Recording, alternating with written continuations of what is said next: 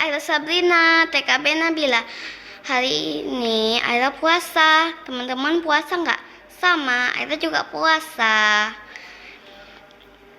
Tadi Aira makan sahur, ikan dimasak sama mama. Aira makan sama ayah dan mama. Dengar Aira mengaji sekarang ya, surat Al-Insyirah. A'udzu billahi minasyaitonir rajim. Bismillahirrahmanirrahim. Alam nashrah laka sadrak wa wada'na anka wizrak allazi anqad zahrak wa rafa'na laka zikrak fa inna ma'al usri yusra fa iza faragta fansab wa ila rabbika farghab. Sadaqallahul azim. Assalamualaikum warahmatullahi wabarakatuh. Selamat menjalankan ibadah puasa. Tetap semangat ya. Bye bye teman-teman. Bismillahirrahmanirrahim. Assalamualaikum warahmatullahi wabarakatuh. Alhamdulillahilladzi nahmaduhu wa nasta'inuhu wa nastaghfiruh wa na'udzu billahi min shururi anfusina wa min sayyiati a'malina may yahdihillahu fala mudilla lahu wa may yudlilhu fala hadiyalah. Asyhadu an la ilaha illallah wa asyhadu anna Muhammadan abduhu wa rasuluh alladzi la nabiyya wa la rasula ba'dah. Allahumma shalli wa sallim wa barik ala Muhammad wa ala alihi wa ashabihi ajmain. Kaum muslimin tentunya dimanapun berada, rasa syukur kepada Allah Subhanahu wa taala dan salawat kepada Rasulullah sallallahu alaihi wasallam. Sudah menyaksikan ya tentunya apa yang dibacakan oleh Ananda tadi, yaitu surat Al-Insyirah, surat yang ke-94 di dalam Al-Qur'an dan digolongkan oleh Allah Subhanahu wa taala menjadi surat Makkiyah, yaitu surat yang turun di Makkah, yaitu ketika Rasulullah sallallahu alaihi wasallam belum hijrah ke Madinah. Surat ini adalah surat yang diturunkan Allah Subhanahu wa taala kepada Rasulullah sallallahu alaihi wasallam dalam rangka menghibur hati Rasulullah sallallahu alaihi wasallam. Jadi Rasulullah sallallahu alaihi wasallam ketika itu banyak sekali mendapatkan pertentangan daripada kaumnya, di mana Rasulullah sallallahu alaihi wasallam dihinakan, dilempari kotoran unta. Kemudian setiap dakwah Rasulullah sallallahu alaihi wasallam menjadi cacian, hinaan ya. Kemudian Rasulullah sallallahu alaihi wasallam dalam keadaan sempit hatinya, sempit pikirannya, maka Allah Subhanahu wa taala menurunkan surat ini. Yang mana surat ini mengatakan pada ayat pertama, alam nashrah laka sadrak. Wahai Muhammad, bukankah telah kami lapangkan dadamu? Wa wada'na anka wizrak, dan juga kami hilangkan bebanmu. Ya. Jadi ayat ini memberikan pertanyaan kepada Rasulullah SAW.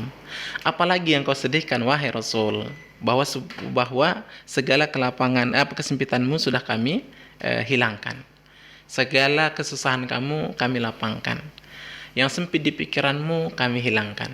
Jadi alam nashrah laka sadrak wa wada'na anka wizrak alladzi anqadha dhahrak wa rafa'na laka zikrak. Kemudian Allah Subhanahu wa taala juga mengangkat derajatmu, kata Allah Subhanahu wa taala kepada Rasulullah sallallahu alaihi wasallam. Fa inna ma'al usri yusra. Setiap ada kesusahan dibarengi dengan kemudahan.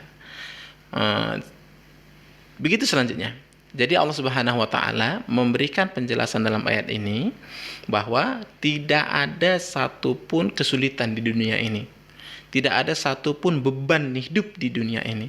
Tidak Allah barengi dengan jalan keluar. Allah Subhanahu wa taala selalu sertakan.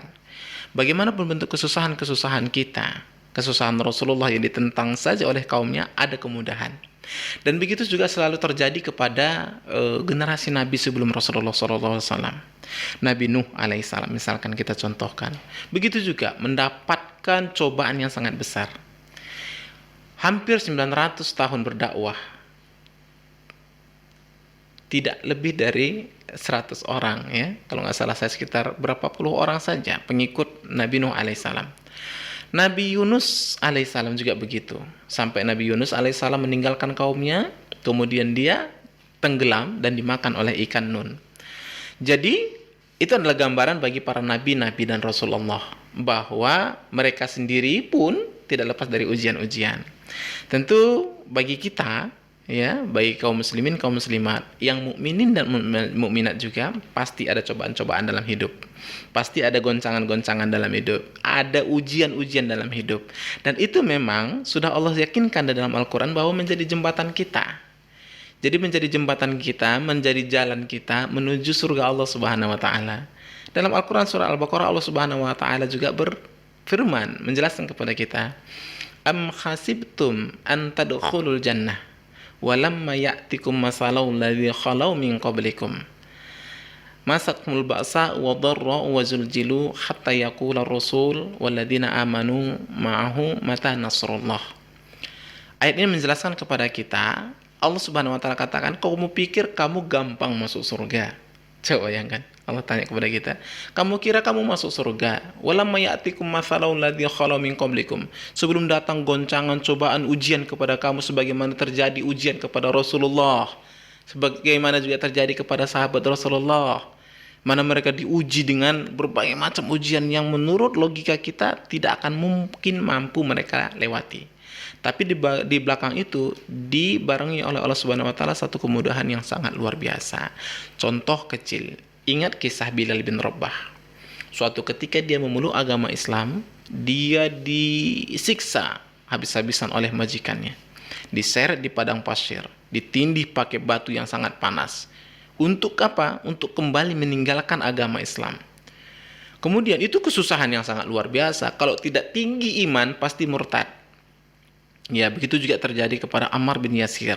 Begitu juga terjadi kepada keluarganya. Itu ujian-ujian yang sangat berat sekali.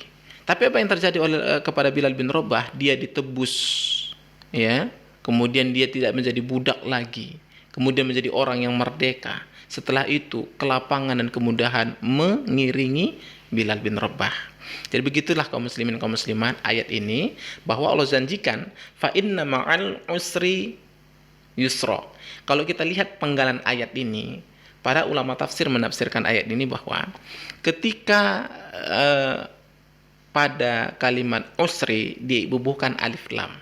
Itu kalau dalam istilah ilmu nahwu namanya ma'rifat. Kemudian yusronya itu dibuat nakirah, tidak ada dibubuhkan alif lamnya. Sesuatu yang tidak dibubuhkan alif lam itu artinya tidak dikhususkan. Sementara yang dibubuhkan alif lam dikhususkan. Artinya satu kesulitan, ribuan kemudahan yang datang. Jadi maksud ayat begitu. Jadi satu kesulitan, ribuan jalan keluar. Satu masalah, ribuan solusinya. Jadi jangan pernah berputus asa sebagai seorang muslim. Ingat pesan adik tadi ketika dibacakan surat itu, dia bangga. Itulah salah satu adalah ciri-ciri orang yang insya Allah kita doakan. Adinda tadi dari TK Nabilah ya. Sangat-sangat luar biasa ya. Usia sekecil itu sudah hafal Al-Quran, kemudian mampu dan tampil membacakannya dengan baik. Ya, tentu kita harapkan menjadi hal yang memotivasi tentunya anak kecil bisa seperti itu. Kita juga orang-orang yang sangat dewasa ini menyempatkan membaca Al-Quran. Jadi hikmahnya tadi bahwa setiap kesulitan pasti ada kemudahan. Setiap kesulitan ada kemudahan. Jangan berputus asa. Jangan sedikit masalah curhat kepada manusia yang belum tentu dapat solusinya, tapi membukakan aib sendiri. Aib kita udah kemana-mana, masalah kita udah kemana-mana, solusinya nggak dapat dari orang tersebut. Kemana kita curhat? Kepada Allah Subhanahu Wa Taala. Allah Subhanahu Wa Taala memberikan itu kepada Rasulullah, menurunkan ayat itu kepada Rasulullah, menjadi satu hikmah bahwa hanya kepada Allah Subhanahu Wa Taala kita mengadu. Masalah apapun yang kita miliki ngadu kepada Allah Subhanahu wa taala. Karena mengadu kepada manusia belum tentu mendapatkan solusinya, tapi permasalahan kita sudah menjadi konsumsi publik namanya ya. Nah, jadi kita harus benar-benar mentadaburi ayat ini, mengamalkan dalam kehidupan kita sehari-hari. Ada permasalahan, ngadu sama Allah. Ada begitu banyak berat musibah kepada kita, ngadu sama Allah Subhanahu wa taala. Insyaallah Allah akan memudahkan. Fa inna ma'al usri yusra. Setiap kesulitan ada kemudahan. Satu kesulitan, ratusan solusi, bahkan ribuan solusi yang Allah tawarkan kepada kita. Semoga menjadi hamba-hamba yang bertakwa, menjadi hamba-hamba yang dilapangkan hatinya, diturunkan dan dihilangkan bebannya oleh Allah Subhanahu wa taala, dan kita menjadi orang-orang yang bahagia di dunia dan akhirat sesuai dengan doa kita sehari-hari. Rabbana atina fid dunya hasanah wa fil akhirati hasanah wa qina adzabannar. Ya Allah, datangkan kepadaku kebahagiaan dunia dan juga kebahagiaan akhirat. Semoga bermanfaat. Assalamualaikum warahmatullahi wabarakatuh.